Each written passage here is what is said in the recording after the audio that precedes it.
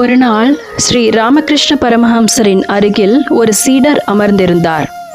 அப்போது அந்த சீடர் இன்னொரு பக்தரை பற்றி மனதிற்குள் தவறாக நினைத்து கொண்டிருந்தார். ஸ்ரீ ராமகிருஷ்ணர் எதுவும் பேசவில்லை. ஆனால் சில நிமிடங்களில் திடீரென்று அந்த சீடரின் முதுகில் ஒரு தட்டு தட்டினார். சீடர் அதிர்ச்சியடைந்தார். குருதேவரே, நான் என்ன தவறு செய்தேன் என்றார். ராமகிருஷ்ணர் அமைதியாக சொன்னார், நீ யாரையும் வாயால் திட்டவில்லை, ஆனால் உன் மனதில் அவரை பற்றி தவறாக நினைத்தாய். அதுவும் ஒரு செயல்தான். சீடர் தலை குனிந்தார்.